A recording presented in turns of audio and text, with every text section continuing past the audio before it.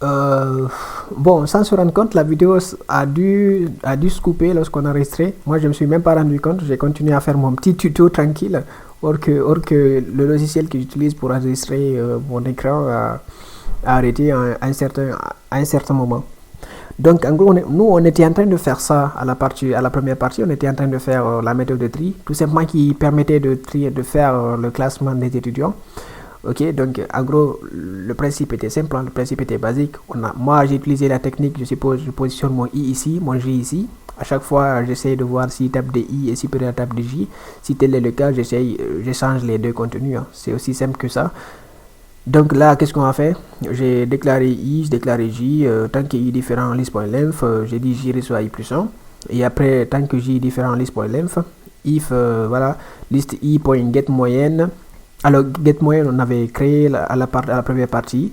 La méthode getMoyenne, c'était pour un peu plus, pour sécuriser notre variable, notre attribut moyenne. C'est juste un getter qui renvoie la moyenne de l'étudiant. Donc ici qu'on va utiliser ici pour tester si liste i.getMoyenne supérieure à liste j.getMoyenne. Or que la liste ici, ce qui est important, il faut tout simplement ne pas confondre la liste parce que là on a une liste d'étudiants, c'est un tableau d'étudiants. Donc ça veut dire à chaque adresse on a une référence qui pointe sur un objet qui contient tout ce machin qui se trouve dans la classe ici. Tout ce machin qui se trouve dans la classe ici. Ok.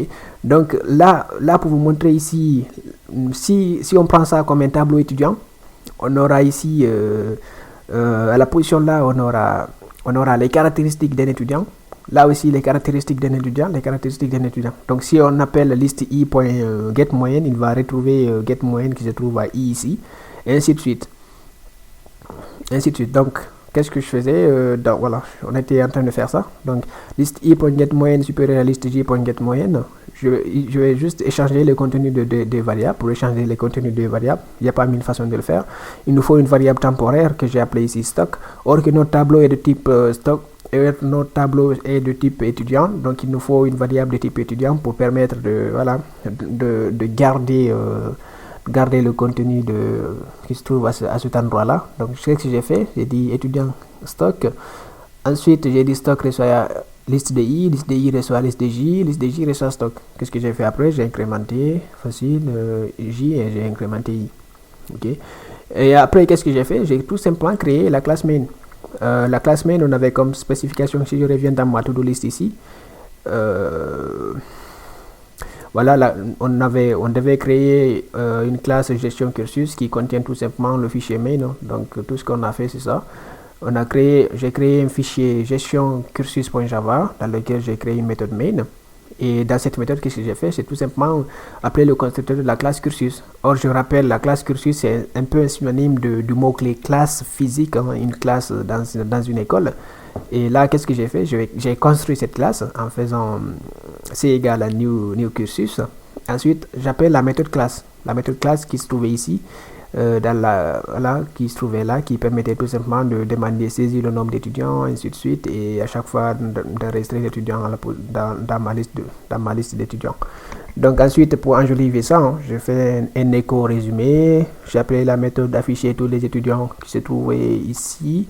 La méthode d'afficher tous les étudiants, ok, il affiche tous les étudiants qui se trouvent dans ma classe. J'ai appelé la méthode trier pour permettre de faire le classement des étudiants, et ensuite pour enjoliver encore, j'ai fait écho classement et j'ai affiché. Donc pour compiler tout ça, bon, là j'ai tout compilé. Pour moi ça a enregistré, or que ça n'enregistrait même pas. Donc en gros, qu'est-ce que j'ai fait? J'ai tout simplement fait un Java C étudiant. En gros, j'ai failli oublier un truc. Lorsque vous suivez la première vidéo et que vous faites imprimer Java C étudiant.java, vous tomberez sur un petit bug. Ce petit bug, il est dû à lorsqu'on a itéré ici, lorsqu'on a voulu enregistrer les notes de l'étudiant. En gros, on avait oublié d'initialiser notre attribut note. Ok, donc on suppose que celui-là il n'existe pas. On avait nul pointer exception.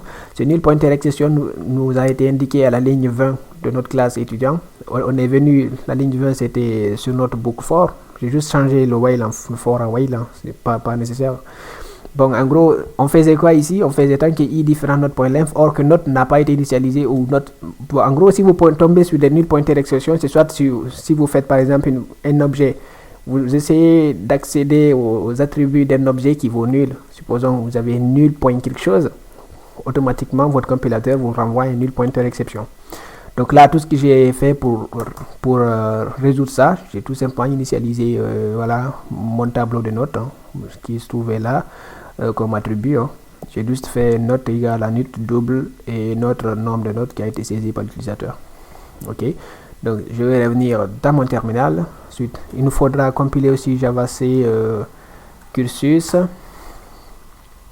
Ok, et après, qu'est-ce qu'il faudra?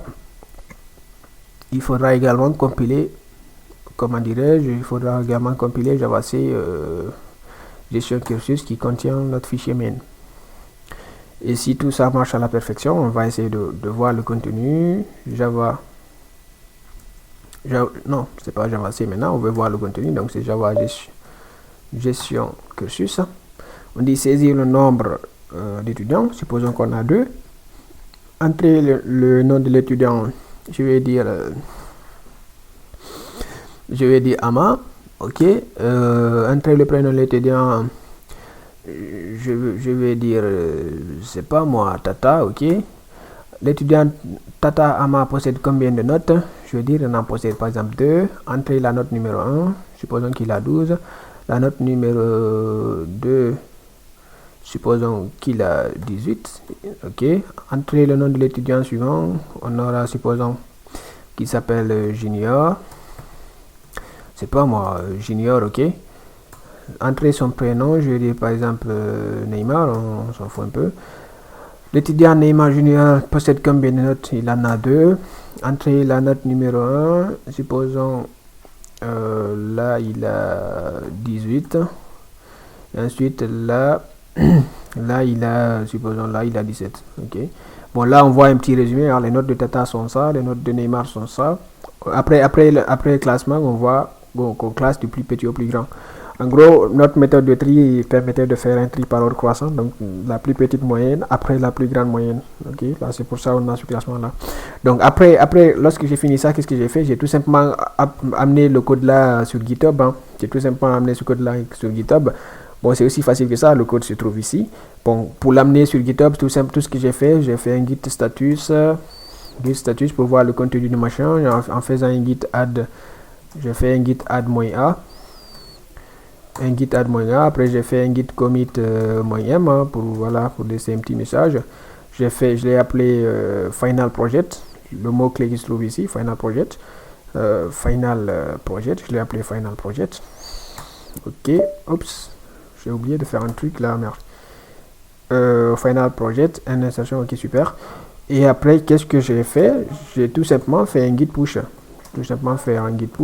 Là, je ne vais pas rebusher parce que je l'ai déjà fait. Vous pourrez partir le récupérer automatiquement dans GitHub, comme je l'ai expliqué dans la première partie de cette vidéo.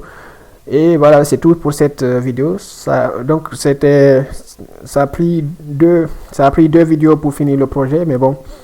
J'espère que ça a été un atout, j'espère que ça nous a permis de pratiquer un peu sur les séquences contiguës, les tableaux explicitement.